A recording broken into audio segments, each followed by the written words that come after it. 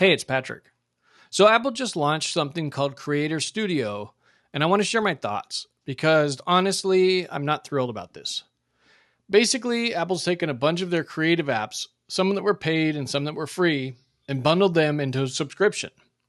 You can still buy some of these apps outright, but if you want the latest and greatest features, especially in Final Cut Pro, you now need to pay $13 a month or $129 a year. And that's where my frustration starts. I've already paid $299 for Final Cut Pro. Before that, I paid $199 for Final Cut Express, if anybody remembers that. And even before that, Final Cut Pro used to cost $1,000. There are people out there who've paid over $1,000 across different versions of the software, and now Apple is basically saying, if you want the new features, especially the AI stuff, you need to subscribe. You can still use the version you own, sure, but if you want access to new tools, you're locked behind a monthly fee. There's no way around it. I get why Apple is doing this. Subscriptions make companies predictable money, but I really don't like where this is going.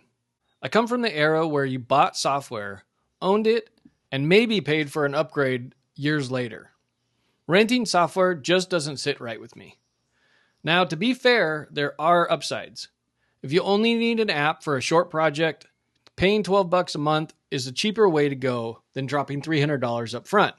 That makes sense. But do the math. $300 divided by $13 is a little over 2 years of use. I bought Final Cut Pro way more than 2 years ago, so I'm already way ahead. And now Apple wants me to start paying again just to access features that I feel they should have been included with the updates. What really bugs me is that Apple could have handled this differently. They could have said, from this point forward, Final Cut Pro is subscription only, but if you already bought it, you're grandfathered in.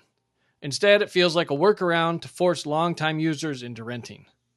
And that's what Creator Studio really is, a gentle push towards subscription software. When you look at the bundle, a lot of the apps included are already free. Keynote, Pages, Numbers, Freeform. Those come with your Mac, so bundling them doesn't exactly add any value. Then there's Motion, which I paid $50 for. I remember it used to be $200. I'll be honest, I don't love Motion. It's powerful, but it's hard to learn. I even took a course on it and still find it clunky. In my opinion, it needs a full rewrite. Compressor is included, which some people use, though I personally don't. Mainstage and Logic Pro are audio apps. I'm personally never going to use them.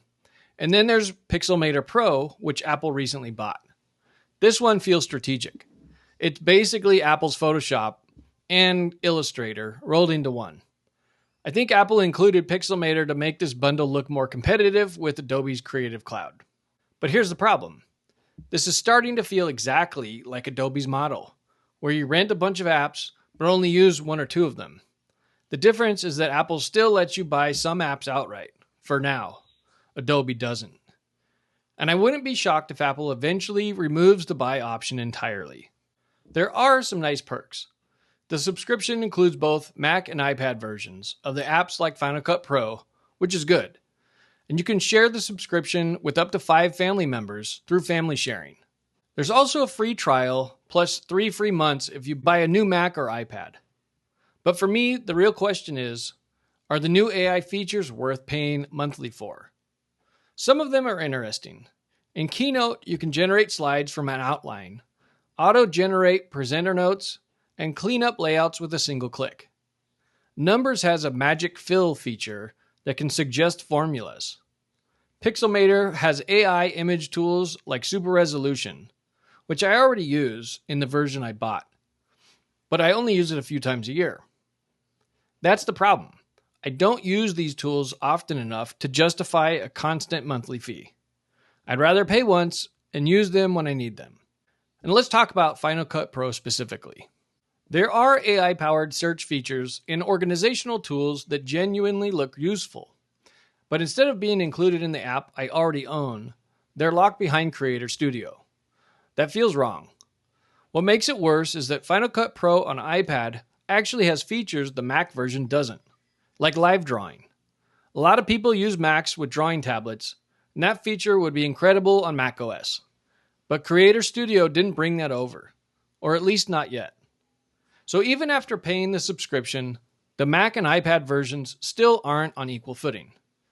Pricing wise, the yearly plan only saves you about $2.25 a month. But then you have to remember to cancel a year later if you're unhappy. And let's be real, companies are counting on people forgetting. That's what annoys me the most.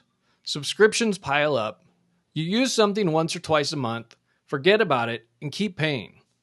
Overall, I'm disappointed. I think Apple could have respected longtime users while still moving towards subscriptions. Instead, this feels like a slow phase out of ownership. So now the big question is this the end of the road for paid Final Cut Pro? Will owners stop getting meaningful updates entirely? Will all future innovation live behind the subscription wall? Only time will tell. But right now, this move doesn't thrill me. And I bet I'm not alone. Thanks for watching, and I'll see you next time.